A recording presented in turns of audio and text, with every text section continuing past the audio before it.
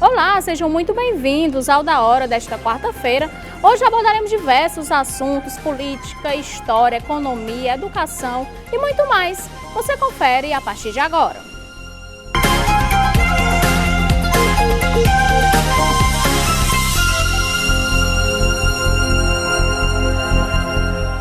A TV União não se responsabiliza por conceitos, falas e diálogos entre os convidados em debates nos programas veiculados na grade.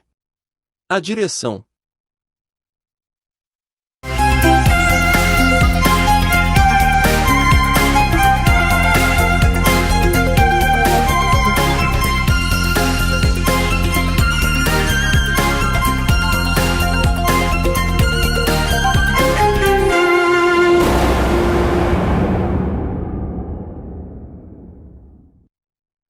Sejam muito bem-vindos novamente à bancada do Da Hora desta quarta-feira. Já estou aqui com ela, como é que eu posso dizer, preenchida. E o convidado de toda quarta-feira, que tinha 2 quarta-feiras, né, que o senhor não pôde vir, veio na sexta, e hoje ele está aqui cumprindo o seu dia da quarta. Tudo bem, doutor Djalma? Seja bem-vindo. Uma alegria retornar nesta quarta-feira. Quero mandar um alô para o senhor Francisco de Assis, que é um grande empresário da área de sorveteria, um cara que tem uma contribuição muito valiosa da relação com seus empregados e com a comunidade.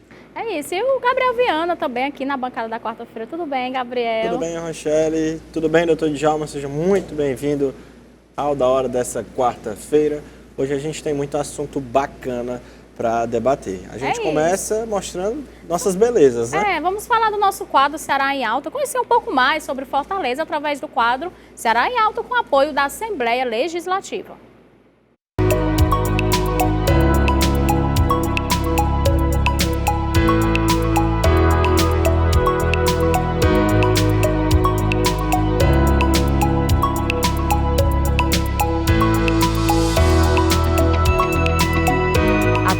Assembleia Legislativa do Estado do Ceará. Já apresentamos a vocês os principais pontos culturais e as belas praias que enriquecem a capital cearense Fortaleza. Agora te convido a conhecer um pouco da economia da cidade do Nordeste que mais produz riquezas. Segundo o IBGE, Fortaleza se encontra em primeiro lugar na região quando se trata de produto interno bruto e é a 8ª capital de todo o país. O bairro Centro é onde se concentra o maior número de estabelecimentos comerciais. Lá é possível encontrar as principais lojas de artigo de moda, eletrônicos, eletrodomésticos e produtos importados, além, claro, da vasta variedade de shoppings. Fortaleza também é sede de grandes indústrias no setor alimentício e têxtil, também do Banco do Nordeste, e possui uma unidade do Banco Central Brasileiro. A capital investe forte no artesanato local. No mercado central é possível encontrar artigos feitos à mão, desde roupas e redes até vasos e itens de decoração. Já no mercado São Sebastião, além do artesanato, tem um amplo comércio de frutas, carne, castanhas e cultivos locais, com bares e restaurantes com as melhores comidas típicas cearense. Porta de entrada do Brasil, Fortaleza se consolidou como um importante polo turístico, investindo na sua infraestrutura e assim gerando renda e emprego. Apoio Assembleia Legislativa do Estado do Ceará. Continuando falando do nosso quadro Ceará em Alta, hoje falando sobre a economia de Fortaleza, né? Ela que está em primeiro no Nordeste, como em relação à economia, a primeira do Nordeste. E doutor Djalma, você tem alguma coisa para ressaltar? Só parabenizar o Ceará, os cearenses, e também reconhecer que o Ceará se transformou num polo de atração para os turistas. Nós precisamos agora só trabalhar um pouco, melhorar o problema da segurança para que o Ceará realmente desponte como o número 1 do Nordeste, possivelmente do Brasil, em termos de atração para os turistas. Eu até comentei hoje no União News que a expectativa do mercado para o Dia das Crianças, que é a terceira data que mais move a economia depois de Natal e Dia das Mães, Fortaleza vai ser a cidade no país que vai ter o maior incremento em dinheiro movimentado de 2022 para 2023. Serão mais de 200 milhões gastos aí, a expectativa, só no Dia da Criança. Então, mostra que a nossa economia só cresce, né, doutor Djalma? Com determinação, com eficiência, escolha dos técnicos para a condução, principalmente na Secretaria da Fazenda, planejamento, aí a consequência é a prosperidade, inevitavelmente. É isso, e agora a gente vai continuar falando aqui de Fortaleza, da nossa capital, porque ontem, né, foi histórico. Assim é possível definir o feito do Fortaleza na noite desta terça na Arena Castelão. O Leão bateu o Corinthians por 2-0 e é o primeiro time do Nordeste a chegar na final da Copa Sul-Americana. Já era o primeiro a chegar na semifinal. E aí, doutor Djalma, qual a ligação desse feito aos políticos daqui do estado? Tá aí o segundo gol marcado pelo Tinga, antes do senhor comentar. Gabriel, é o seguinte, o Fortaleza estava na Série C, não era em determinado momento? Saiu em 2017. Era um time que não tinha perspectiva, aí trouxe para o seu comando o hoje senador Girão, que fez um aporte de dinheiro dele, com transparência, e os Fortaleza contratou o Rogério Ceni e começou a dar uma nova roupagem de governança, e o time então foi conduzido por uma forma de gerenciamento que chegou a despontar hoje entre uma das maiores equipes do futebol brasileiro, um modelo de gerenciamento, o que significa dizer que o Ceará agora, Esporte, o Ceará que está numa situação parecida com o que o Fortaleza já esteve, vai adotar esse modelo de governança que pressupõe a eficiência, o respeito ao dinheiro do clube. E, então, essa lição que o Fortaleza está demonstrando quando pautou toda a sua atividade com respeito ao dinheiro do torcedor, as contratações com critérios, não para favorecer o empresário do jogador ou para favorecer esse ou aquele segmento, mas para levar sempre em consideração o interesse superior do clube. Isso vale para os governantes dos municípios, Rogério, também do Estado. Quando você atua sempre buscando o melhor para a instituição a qual você está vinculado, sobre a qual você tem o comando, aí você tem o resultado inevitavelmente. E as contas em dia, doutor Djalma, porque uma boa parte dos times do país faz o seguinte: contrata sem poder contratar o jogador, tanto o salário quanto questão de transferência, e querendo que o ovo venha antes da galinha. Por quê? Porque aí vamos ganhar títulos, e aí com esse dinheiro dos títulos se paga. Só que muitas vezes o título não vem porque futebol é imprevisível, por isso que é um esporte tão apaixonante. O Fortaleza não, vai fazendo tudo na ordem natural das coisas, e aí ontem foi premiado com essa vaga histórica, né? E aí o que é o detalhe? Se o Fortaleza conseguiu sair da Série C através da criação de uma boa governança, pautando na impessoalidade, na retidão, na boa aplicação do dinheiro, significa dizer o quê? Que qualquer município que tiver esse parâmetro ou tiver essa diretriz de conduta pode também alcançar prosperidade, pode satisfazer os seus munícipes, assim como Fortaleza conseguiu, com essa boa governança, satisfazer e propiciar grandes alegrias para os seus torcedores. Isso, Marcelo Paes comanda o Fortaleza, e a esposa dele, a Jade Romero, é a vice-governadora do estado. Então, aí... Trazendo para a política, né, doutor Djalma? É um exemplo de gestão, né? Correto. Você tem, por exemplo, o prefeito de Mombaça, que já esteve até aqui, um jovem que também tem essa linha de administrar com a atenção voltada exclusivamente para o interesse da coletividade. No caso, a diretoria do Fortaleza, especificamente, agiu pensando no melhor para o clube, não para o seu interesse pessoal, contratar ou comprar ou fazer qualquer negócio sem que seja com prioridade a satisfação do interesse do clube. Se nós transpusermos isso para a política, usarmos a mesma diretriz de governança que o Fortaleza empregou, que está colhendo agora o seu sucesso, nós vamos ter os municípios, vamos ter um Estado com muita prosperidade. Por exemplo, nós temos um desafio, Rogério, estimular a leitura no Estado, estimular a construção, o oferecimento de escola de qualidade. Por que a escola pública não pode ter uma boa qualidade? Se o Fortaleza conseguiu vencer todos os obstáculos para ser um time de referência nacional e até internacional, por que os municípios, por que realmente o Ceará não pode propiciar a cada garoto, a cada cidadão que nasce nesse estado, uma escola de qualidade para que ele possa também, como Fortaleza, brilhar em qualquer lugar do mundo? Seria muito bom, né? A gente vai continuar sonhando, né, doutor Djalma? Mas esse dia vai chegar Rochelle, em que a educação do Brasil será referência no mundo todo. Mas né? vamos tomar logo a do Ceará, porque se o Fortaleza chegou onde chegou, derrotando o Corinthians, derrotando São Paulo, derrotando todos os clubes que têm expressão nacional e internacional. Se ele conseguiu fazer isso através de uma boa governança que se iniciou de forma ainda bem elementar com o senador Girão, hoje senador Girão, se o Fortaleza conseguiu fazer isso, por que o Ceará não pode? Qualquer município não pode. Basta adotar os princípios da legalidade, da impessoalidade, na governança da respectiva instituição. Aí nós vamos ter escola pública de qualidade para que qualquer cidadão do Ceará, que nasceu em qualquer lugar da periferia, da comunidade mais distante, possa exercer o seu talento, possa criar sua prosperidade, possa brilhar e propiciar muita alegria, como Fortaleza está propiciando para os seus inúmeros torcedores, aos quais eu quero parabenizar.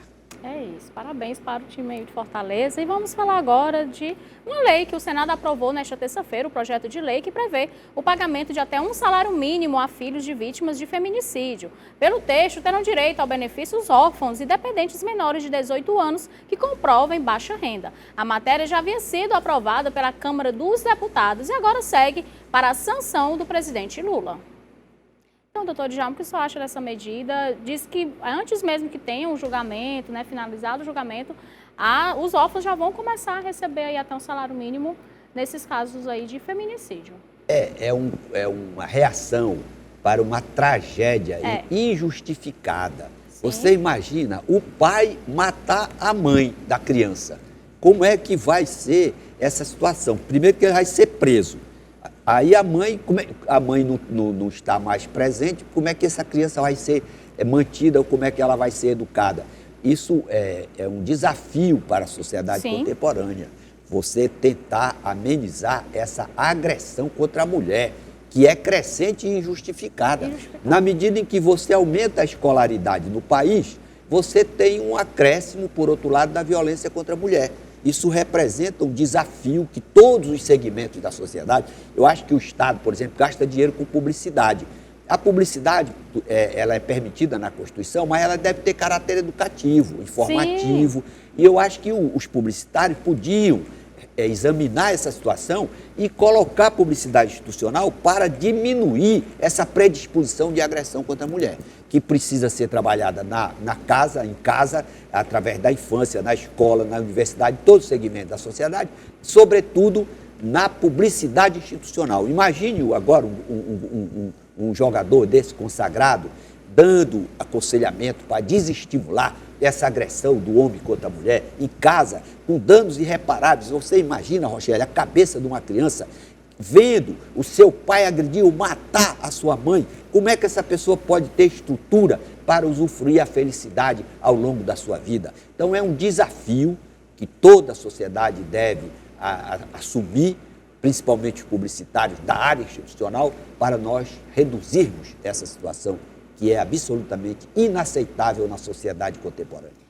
A gente sabe que nada traz, né, a vida de volta, claro, e sem falar na questão psicológica para essas crianças, quando se ainda é novinho que não lembra, mas muitos chegam a ver realmente, né, o pai agredir a mãe dentro de casa e isso com certeza gera um trauma, a criança cresce com esse trauma, então assim, é uma medida que é cabível, porém, na verdade tem que ter aí, como é que eu posso dizer, a educação mesmo para que não aconteça mais o feminicídio, né? Esse dinheiro pode também contribuir para um acompanhamento psicológico. Sim. Que uma criança que sofre essa um salário situação, mínimo, acredito que tem. Mas de qualquer maneira é uma garantia de bens materiais. O grande problema, que é pior até, é o problema psicológico que vai acompanhar essa pessoa ao longo da sua existência.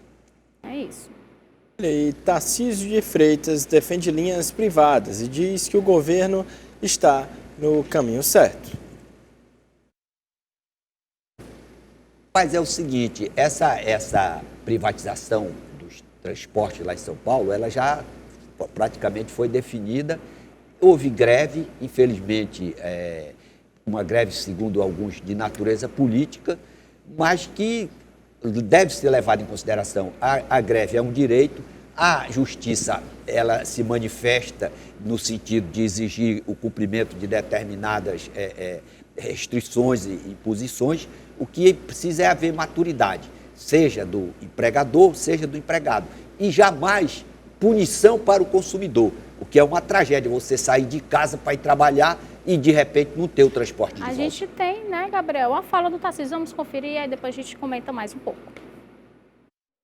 A gente está vendo as pessoas nas estações, pessoas que acordaram cedo, que precisam do transporte público, que é um direito social, para chegar ao trabalho, para chegar à consulta, para chegar à faculdade, para chegar na entrevista de emprego, e aí se deparam com a estação fechada, se deparam com as linhas sem operação.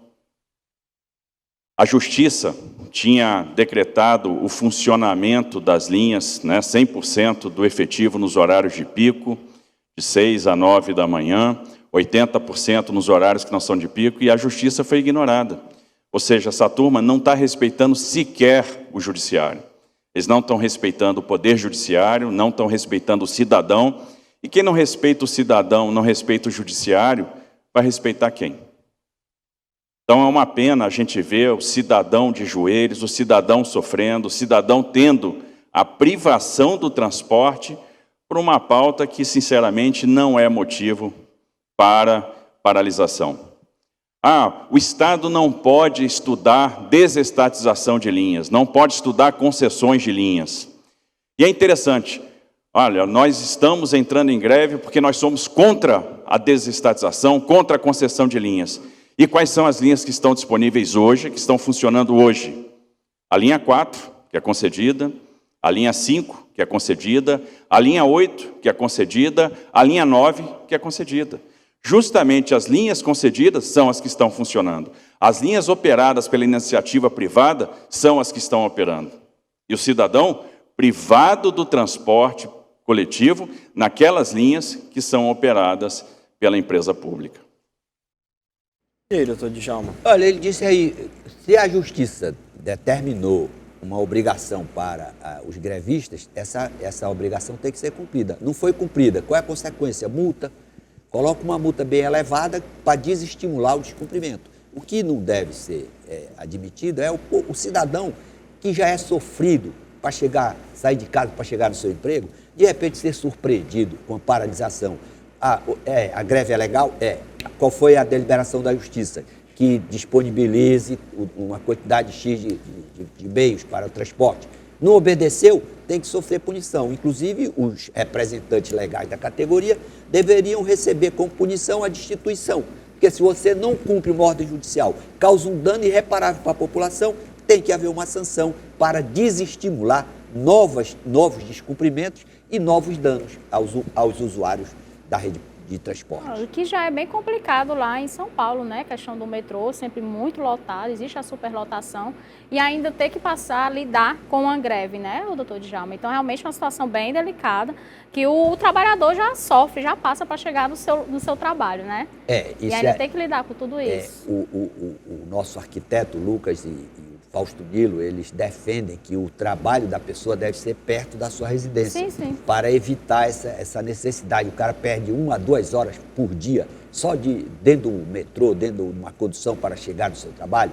Aí você, de repente, ainda tem que suportar uma paralisação sem poder chegar ao seu destino. Isso infelicita a vida do cidadão, coitado, que já é punido por diversos infortúnios da vida. E nem todos os chefes entendem, né? Não. Que realmente não tem como chegar na hora ou até mesmo ir trabalhar com essa greve.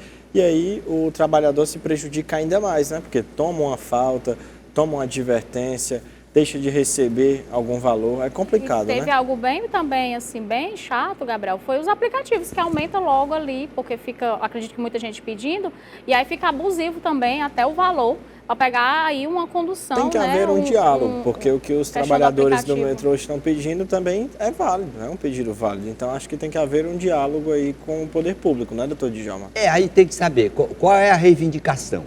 o básico é o seguinte: o empregador se colocar no lugar do empregado e o empregado no lugar do empregador.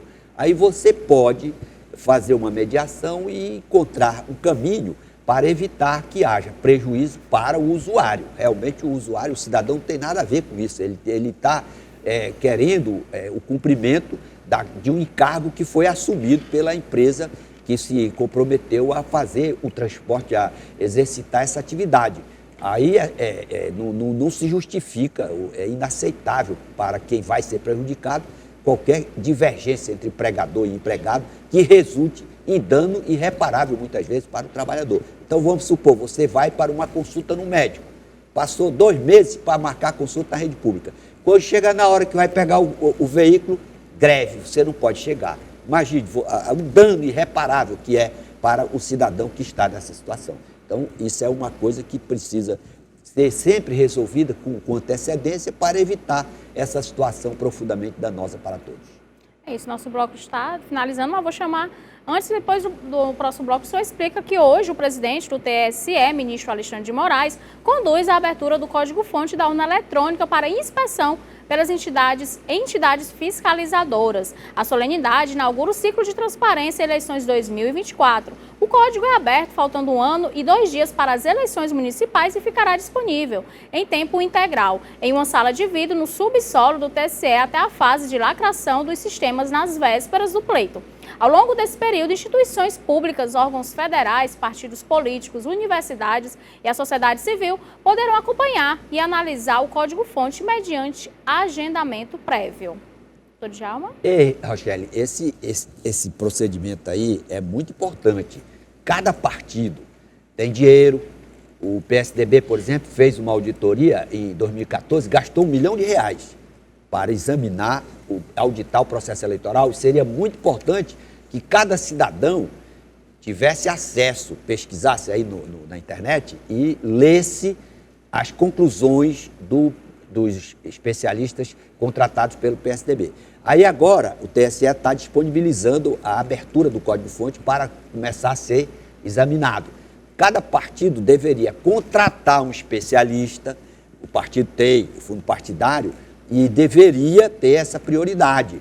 Para quê? Para que pudesse atestar de antemão os pontos que tem questionamento e o parlamento, por sua vez, deveria examinar as auditorias feitas pelo PSDB, feitas pelo Ministério da Defesa, que foi excluído da relação, e o parlamento deve examinar esse ponto que é de extrema importância para que nós possamos ter eleições com tranquilidade absoluta, com transparência, que no final do processo eleitoral o vencedor seja aplaudido, seja reconhecido como tal pelo derrotado, sem questionamento nenhum em relação ao resultado da eleição. Nós estamos no século XXI, nós estamos na era digital, numa sociedade ultra evoluída, que não pode admitir que o cidadão vá brigar depois de ter que invadir prédio indignado com o resultado, não confiando naquilo que foi apresentado pela Justiça, que já foi implementada, que já foi criada, a Justiça Eleitoral foi criada exatamente para impedir essa divergência que ocorria no passado, esses questionamentos em relação ao resultado das eleições no Brasil. Isso, direção. Agora a gente vai para a nossa pausa, é isso? É isso, agora a gente vai para o nosso intervalo. Então fica aí que já da hora dessa quarta-feira está de volta.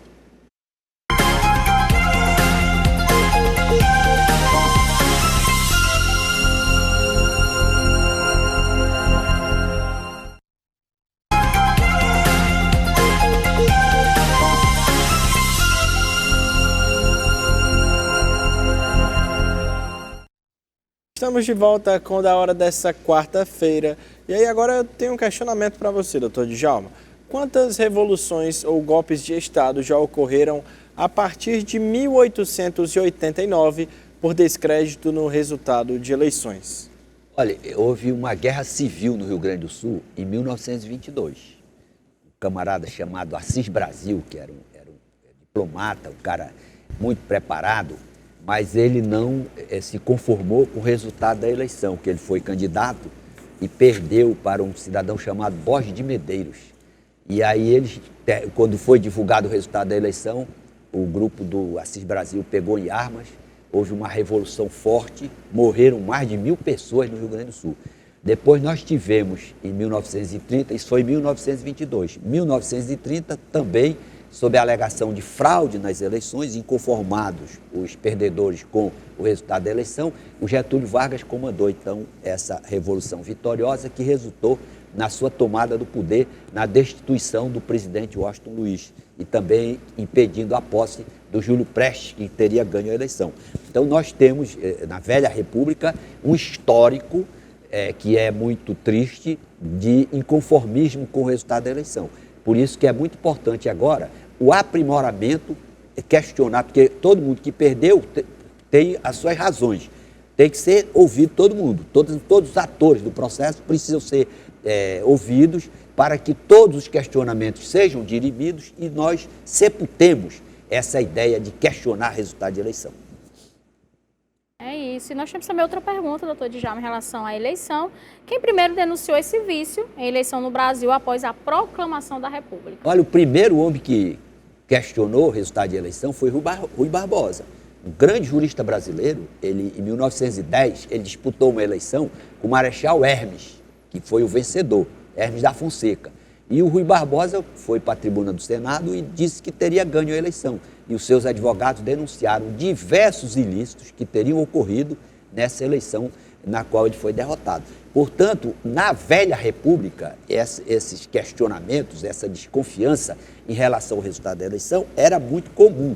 Por isso, aliás, que foi criada em 1932 a Justiça Eleitoral, tirando a competência do Parlamento, que era o próprio Congresso que apurava, a Assembleia Legislativa, no caso dos estados, quem apurava, lá em Brasília, a Câmara Federal, declarava quem era que ia ser o eleito, o deputado, o cara ganhava a eleição, mas ele podia ser declarado inelegível depois de ter sido escolhido pelos eleitores. Isso gerava um conflito muito grande, deu causa à Revolução de 1930 e em 1932 foi criada a Justiça Eleitoral para evitar qualquer questionamento em relação ao resultado do pleito. E a reforma eleitoral aprovada pela Câmara prioriza ou não os infratores acabando com a lei da ficha limpa, doutor Djalma? Olha, isso aí foi um ponto muito relevante que foi debatido pela sociedade. Houve uma mitigação em relação às punições. O cidadão, por exemplo, pela prática do crime, ele ficava inelegível 8 anos após o cumprimento da pena. Vamos supor que ele fosse condenado a 10 anos de reclusão. Ele ficava inelegível pelos 10 anos e depois mais 8, 18 anos. Pelo projeto que foi apresentado, aprovado na Câmara e foi para o Senado, ele ficaria inelegível apenas 10 anos, o tempo de duração da pena que foi aplicada a ele. Esse projeto, ele possivelmente não vai ser votado pelo Senado, portanto, as eleições de 2024 serão regidas, Gabriel, pela lei que está em vigor atualmente. Não haverá alteração do processo eleitoral brasileiro para 2024. É isso. E na sociedade cibernética, na qual tudo que se faz ou se fala é polemizado nas redes sociais, existe algum segredo para quem ocupa cargo público ter a sua reputação preservada. Não só quem ocupa cargo público, né, doutor Djalma, como também os artistas e todas as pessoas que têm a vida pública.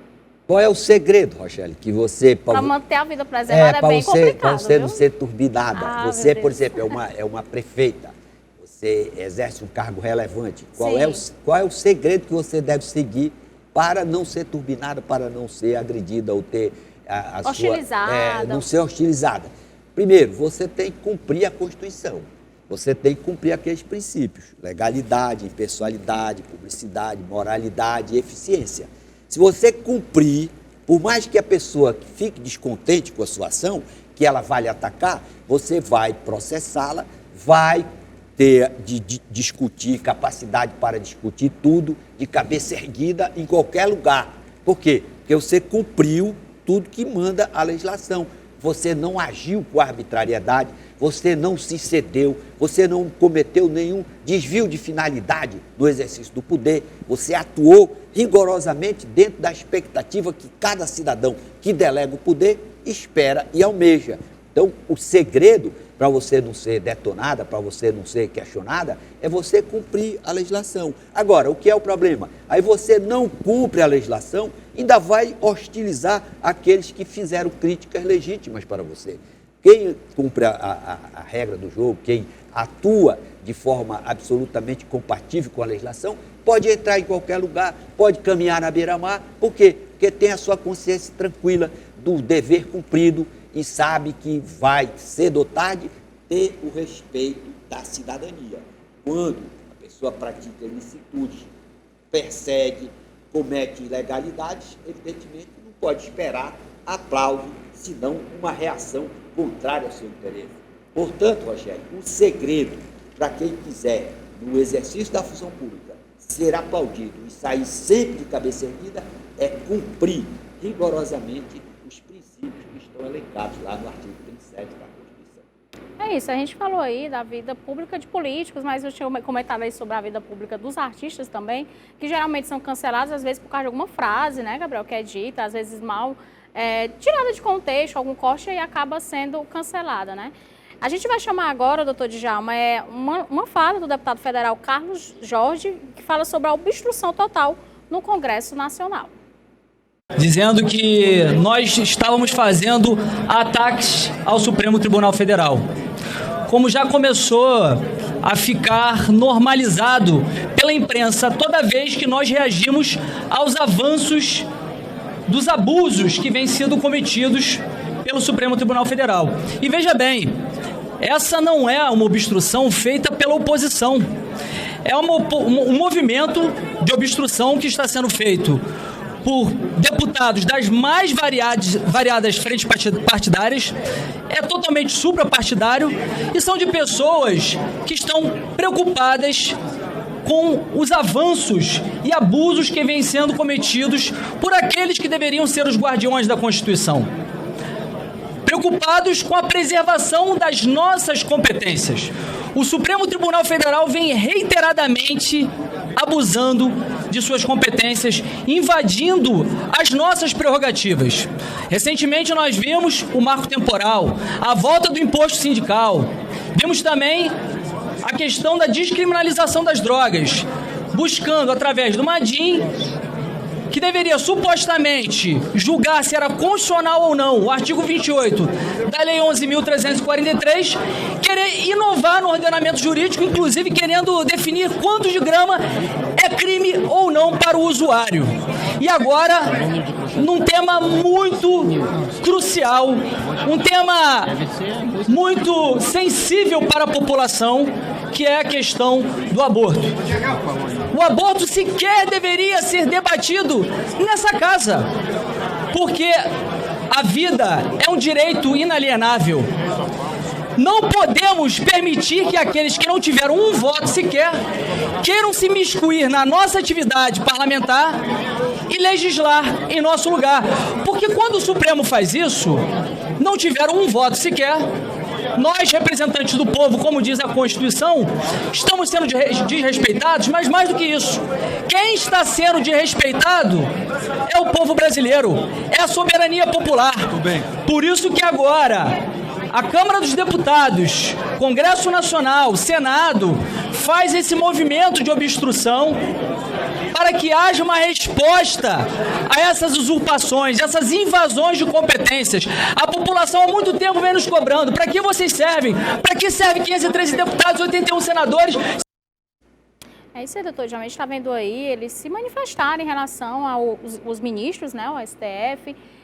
O que é que o senhor acha em relação ao mandato para o ministro Supremo e essa questão mesmo deles quererem entrar ali no legislativo, né, querer legislar, já que nós já temos os cargos que são os responsáveis por isso, né?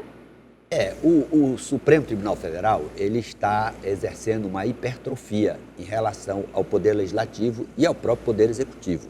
Houve um ativismo excessivo e o Parlamento agora está reagindo para querer restabelecer a sua autonomia. Existe uma particularidade muito relevante que precisa ser avaliada. O Poder Judiciário, ele tem essa competência de declarar a inconstitucionalidade da lei que está incompatibilizada com a Constituição. Ele pode se tornar um legislador negativo, ou seja, pode suprimir a validade de uma norma votada pelo Parlamento. Ocorre que o Supremo Tribunal, por várias razões, inclusive por algumas omissões do próprio Poder Legislativo, ele criou um poder muito acima daquelas limitações constitucionais, que ele desconstitui a lei e cria normas. Ora, quem deve criar normas numa sociedade é o legislador representante do povo. Sim. Você tem, por exemplo, na Inglaterra, que não existe nem controle de constitucionalidade. O Poder Judiciário, na França também, jamais vai declarar a inconstitucionalidade de uma lei. Por quê? Porque lá se respeita e leva-se à última consequência a autonomia do parlamento. Os representantes do povo é que formulam as normas de conduta. Então, se você não teve nenhum voto, como é que você vai ser um legislador? Você vai impor à sociedade, impor aos cidadãos uma norma que não foi aprovada pelos seus representantes, cuja finalidade é receber uma delegação para legislar em nome da cidadania e para fiscalizar os atos do Poder Executivo. Então, esse ativismo que ficou um pouco exagerado, por várias razões, isso está sendo objeto de estudo para os constitucionalistas contemporâneos e, sobretudo, os que virão, para haver essa contenção ou esse respeito às competências. Legislativo para produzir a lei, judiciário para dar efetividade àquelas normas. O que é que está acontecendo na realidade contemporânea? O poder judiciário, que não recebeu nenhum voto, está legislando, impondo normas de conduta ou então suprimindo a competência daqueles que receberam essa delegação. Aí você tem agora essa reação, criar obstrução para que o parlamento volte a ter a sua autonomia restabelecida. E segundo ponto, que está já há muito tempo, inclusive o ministro da Justiça, quando era deputado, defendia essa tese de mandato para os ministros do Supremo Tribunal Federal. Essa exigência de mandato, Rochelle, ela é pertinente. Por quê? Porque se você produz a lei e você tem vitaliciedade, imagine um legislador vitalício. É incompatível com a função do julgador. É isso que eu ia lhe perguntar. E por que ficam até se aposentar, né, doutor Jean? Por que não existe os 4 anos, 8 anos? Por que não é limitado? Porque a questão do mandato do ministro. É porque a Constituição ainda não deliberou nessa linha. Mas... Você tem mandato, por exemplo, em Portugal, na Espanha, quem atua na Corte Constitucional tem um mandato indicado, no caso de Portugal, lá pela Assembleia Popular, e o mandato é exercido temporariamente. Não existe vitaliciedade para quem controla a Constituição. Então, como você está legislando, evidentemente que você não pode ter a vitaliciedade. Um legislador vitalício, pelo amor de Deus, é um negócio meio complicado para a própria segurança jurídica e para a própria tranquilidade dos jurisdicionados.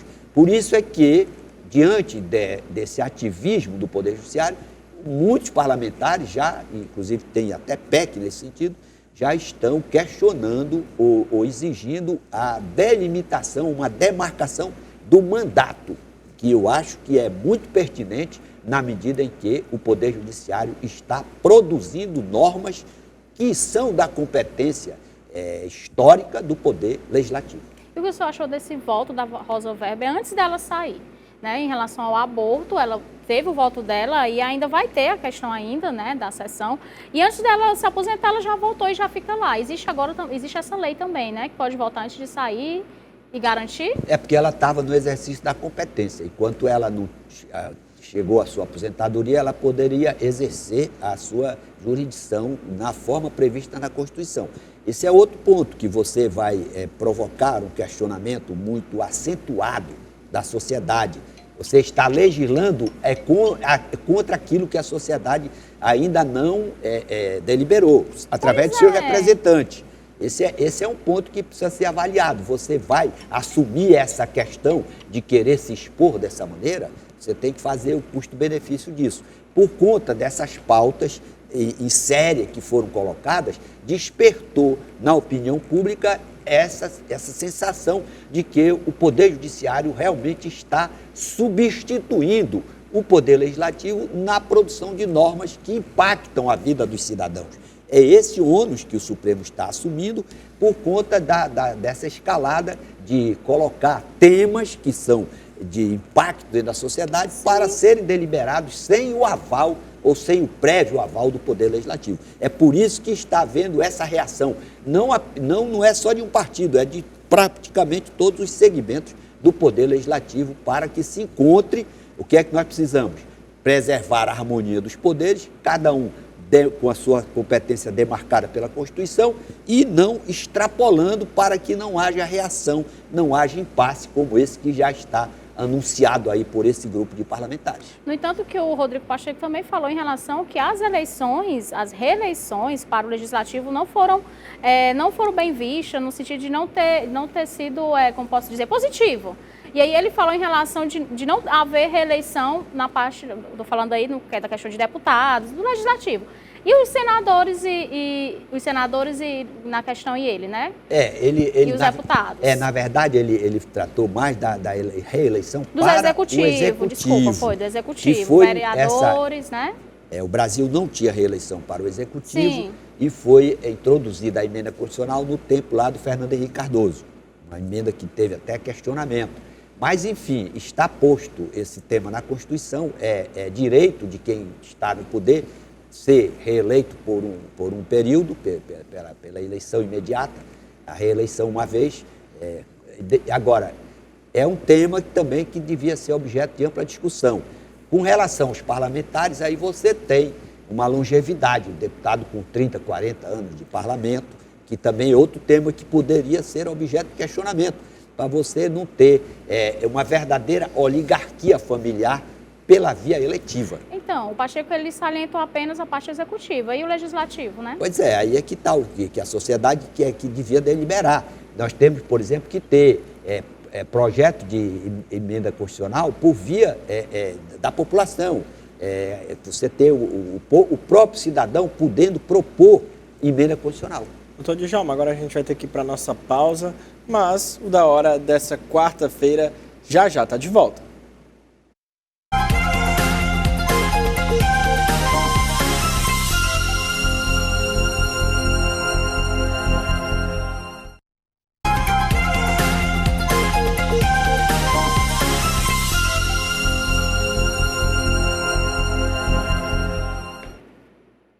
O Da Hora dessa quarta-feira está de volta e a gente vai abordar a história, porque há 100 anos, em 1923, ocorreu uma guerra civil no Rio Grande do Sul por desconfiança do processo eleitoral, como o doutor Djalma tinha falado há pouco. Qual a lição a ser extraída dessa revolução? Quantas pessoas morreram? Há alguma semelhança com a tentativa de golpe contra o Estado Democrático na invasão de prédios públicos em 2023, que já prendeu mais de 1.000 pessoas? E quem era o chefe dos golpistas nesse de 100 anos atrás? Por incrível que pareça, Gabriel, como eu disse antes, era o Assis Brasil, cara brilhante, que foi o grande mentor do Código Eleitoral de 1932. Mas ele achou que tinha sido derrotado por via de fraude. Inclusive, quem comandou a apuração foi o próprio Getúlio Vargas, que 8 anos depois veio fazer aquela revolução. Então, a lição que se tem é o seguinte: não pode haver desconfiança em relação ao processo eleitoral. Assim como a torcida não aceita desconfiança em relação às regras do jogo e a forma como as partidas são disputadas, os torcedores, eles ficam inflamados. Isso também ocorre com a política, porque envolve paixão. Qual é o segredo? É você ter os atores, candidatos, partidos, todos os segmentos importantes, capacitados da sociedade, se debruçando com as regras para que não haja nenhuma desconfiança em relação à lisura da disputa pelo poder político. Quando você tem questionamentos, como você teve em 1923, aí você tem aquela pessoa, por exemplo, o Oswaldo Aranha, que foi um cara brilhantíssimo, que presidiu a Assembleia da ONU, que criou o Estado de Israel. Ele comprou armas e foi um dos grandes mentores da Revolução de 1930, que teve como fundamento questionamento em relação à apuração das eleições para presidente da República. Ou seja, eles ganharam, então eles não são golpistas, mas eles foram contra o Estado Democrático de Direito lá por causa da inconformidade com o resultado das eleições de 1922, a Guerra Civil de 1923 e o Getúlio Vargas em 1930. Então, para que jamais ocorra um episódio deplorável como esse do dia 8 de janeiro de 2023, nós temos que ter clareza, lisura, lucidez, chamando todas as partes envolvidas, porque você, evidentemente, nessa altura da sociedade cibernética, você tem que chamar os técnicos, ouvir. Por exemplo, o que é que o parlamento tem que fazer para serenar, nunca mais haver desconfiança em relação ao resultado das eleições? Pegar o relatório das Forças Armadas, pegar o relatório do PSDB de 2014, confrontar dentro do parlamento, chamar os técnicos especializados da Justiça Eleitoral, colocar todo mundo numa audiência pública, defender os seus pontos de vista, para então os legisladores estabelecerem regras que garantam a tranquilidade de todos os cidadãos, que ninguém possa mais questionar no mundo civilizado o resultado de uma eleição, que o vencedor seja depois reconhecido pelo seu adversário, para que o país tenha serenidade e paz, que é o segredo ou o caminho da prosperidade. E falando daquele tema do bloco anterior, em relação aos ministros, né? E por que não pode existir aí um projeto de emenda constitucional por iniciativa do cidadão? Iniciativa popular. Essa aí era uma tese do professor Paulo Bonavides, que o cidadão podia ter legitimidade para pedir plebiscito, o próprio cidadão ter essa iniciativa, Rochelle, de fazer uma PEC de iniciativa popular. Existe previsão para que a população, o cidadão, possa apresentar projeto de lei de iniciativa popular, que foi, inclusive, essa lei da ficha limpa. Ela começou com um projeto de iniciativa popular. A cidadania se organizou e apresentou para os legisladores aquilo que gostaria que fosse incluído no ordenamento jurídico. Então, o professor Paulo Bonavides defendia com muita propriedade. Se o povo é o soberano do poder, por que o povo não pode, por iniciativa popular, apresentar projeto de emenda constitucional para ser apreciado, ser votado com quórum qualificado? Isso é respeitado, né, doutor João? Porque muitas vezes existe aí o plebiscito em relação à popular, né, à sociedade, e não é respeitado o voto. Tem que ser respeitado. Aí você tem que ter a consciência de que o soberano do poder é o povo. Sim.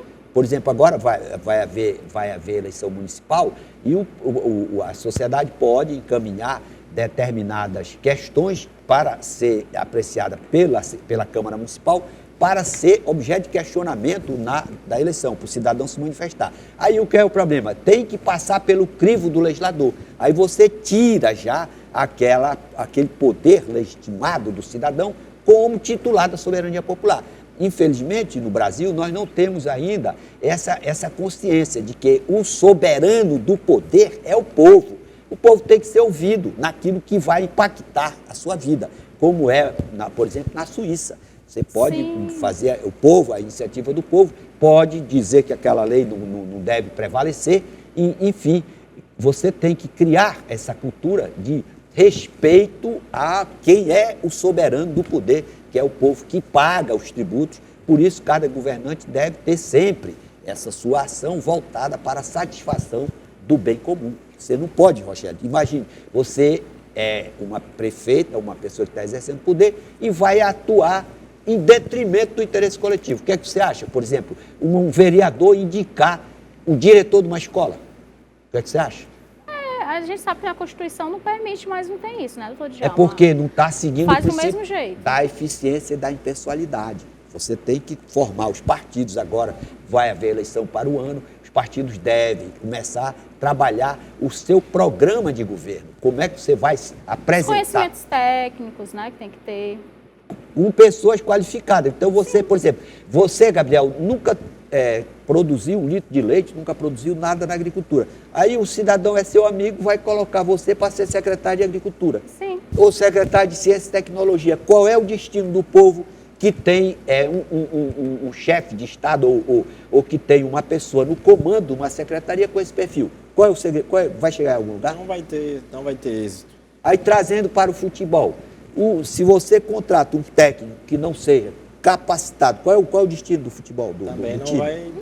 vai constar os resultados. Então, se você sabe que é assim no futebol, se sabe que é assim na sua empresa, se você contratar uma pessoa que não entende nada daquele ramo, da atividade, qual é a consequência? Você não vai falir a sua empresa?